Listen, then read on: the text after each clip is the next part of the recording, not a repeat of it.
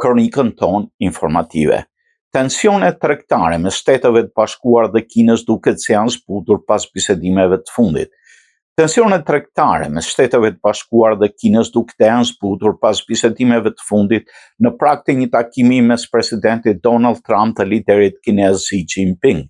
Të dyja palët kanë arritur një konsensus para prag për çështjet kryesore dhe janë zotuar të stabilizojnë marrëdhëniet pas muajsh tensionesh që rrezikonin ekonominë globale. Konflikti nisi pasi Kina kufizoi eksportet e elementeve të rralla, ndërsa Trump kërcënoi me tarifa shtesë për 100%. Trump, duke folur nga samiti i shoqatës së vendeve të Azisë Juglindore ASEAN në Kuala Lumpur, deklaroi se të dy duan një marrëveshje dhe paremëroi vizita të ndërsjellta me Xi në Washington ose në Mar-a-Lago. Samiti i dha atij mundësinë e paraqitjes si ndërmjetës ndërkombëtar të pajtuesi konflikteve, duke nënshkruar disa marrëveshje tregtare me Kambodgjën, Tajlandën dhe Malazinë, të fokusuara kryesisht në mineralet strategjike që SBA kërkon të sigurojë në pavarësi nga Kina. Një arritje e rëndësishme e samitit ishte nënshkrimi i një armëpushimi të zgjeruar mes Tajlandës dhe Kambodgjës pas kërcënimeve ekonomike të Trumpit ndaj dy vendeve. Tajlanda do të lirojë burgosurit kambodgjan, ndërsa Kambodgja do të rreqë armatimin e rënd nga kufiri. Trump i quajti këtë një ditë historike dhe u shfaq në ceremoni duke valvitur flamurin amerikan dhe atë malezan, një gest tipik i stilit të tij spektakolar. Trump shfrytëzoi gjithashtu samitin për të rilidhur marrëdhëniet me rajonin e ASEANit që përfaqëson një ekonomi të përbashkët prej 3.8 trilion dollarësh dhe 680 milion banorësh.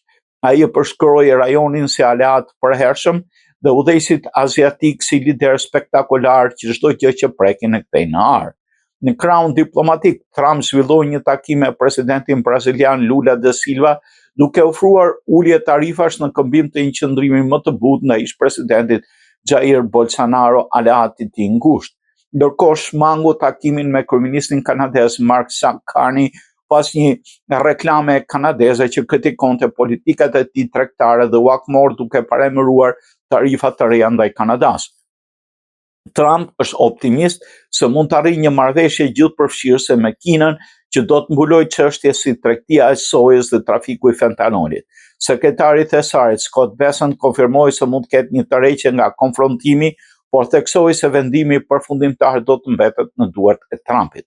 Në sfond, mungesa e kryeministit indian Narendra Modi theksoi përkeqësimin e marrëdhënieve me New Delhin pas deklaratave se Trump kishte zgjidhur konfliktin mes Indisë dhe Pakistanit dhe pas vendimit për të rritur tarifat ndaj Indisë për blerjet e saj të naftës ruse.